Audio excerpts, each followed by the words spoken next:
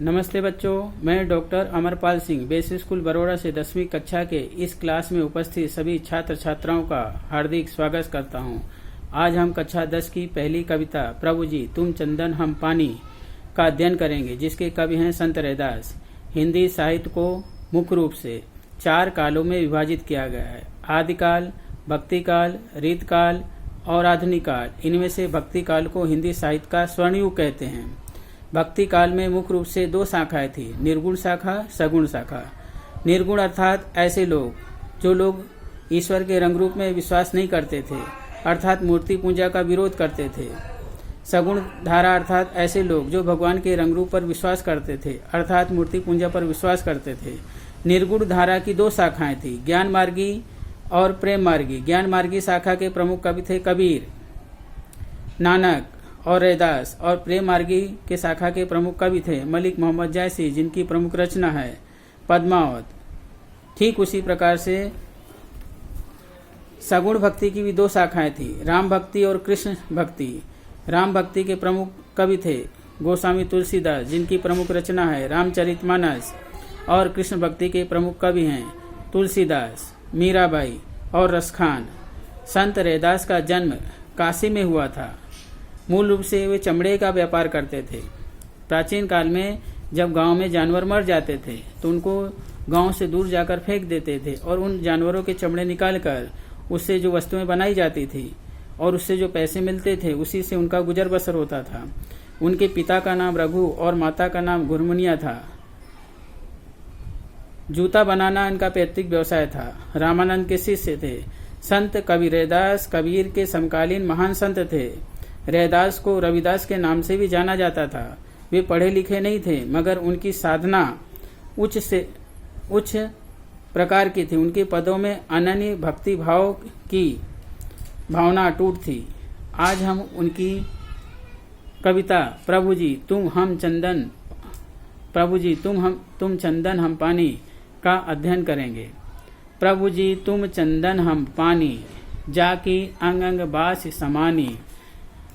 रैदास जी कह रहे हैं, हे भगवान राम, यदि आप चंदन हैं तो मैं पानी हूं। अर्थात वह कहते हैं कि जिस प्रकार से चंदन जो है पानी में मिलकर उसकी सुगंध उस पानी में व्याप्त हो जाती है, ठीक उसी प्रकार से हे भगवान राम, मैं आपका परम भक्त हूं। मैं आपकी भक्ति में ठीक उसी प्रकार से लीन हो जाऊंगा। जाकी यानी जिसकी, अंग अंग यानी शरीर के एक एक अंग में, एक एक भाग में, बास समानी, बास यानी निवास करना, सुगंध फैला, समानी यानी समा जाना। मैं आपके शरीर के एक एक अंग में बास करूंगा, निवास करूंगा और चारों तरफ सुगंध फैलाऊंगा। प्रभु जी तुम घन हम मोरा।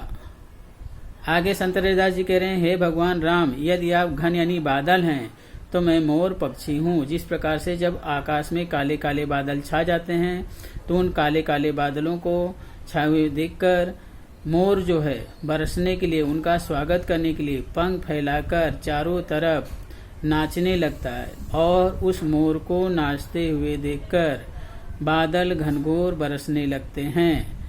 जैसे चितवत चंद चकोरा, जैसे यानी उदाहरण के रूप में जिस प्रकार से चितवत यानी देखना, चंद यानी चंद्रमा, चकोर यानी चकोर पक्षी। चकोर पक्षी जो है वो चंद्रमा से अद्भुत प्रेम करता है।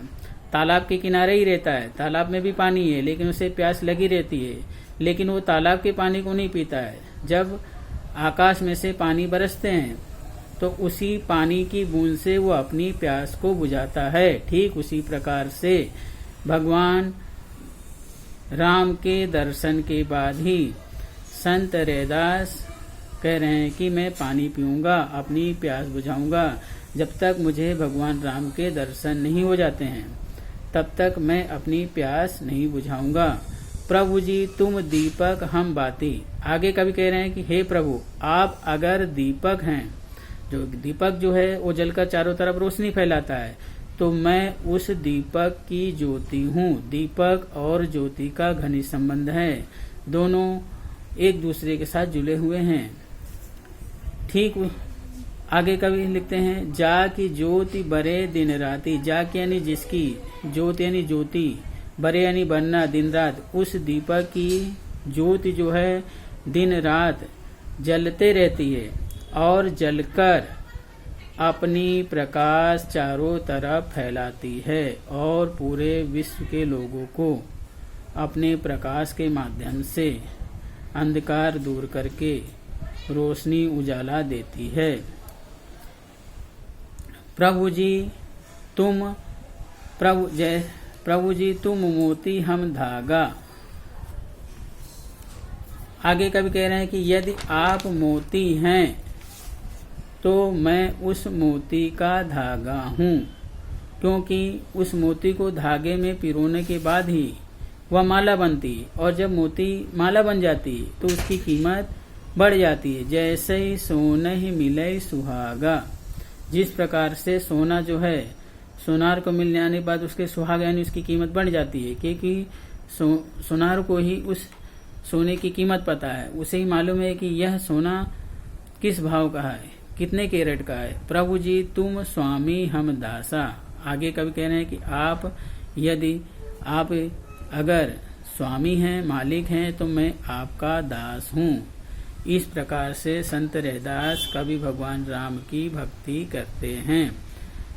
ठीक उसी प्रकार से रहीम जी कह रहे हैं कि जो रहीम उत्तम प्रकृति का कर सकत कुसंग, चंदन विष व्यापत नहीं लपटे रहत भुजंग।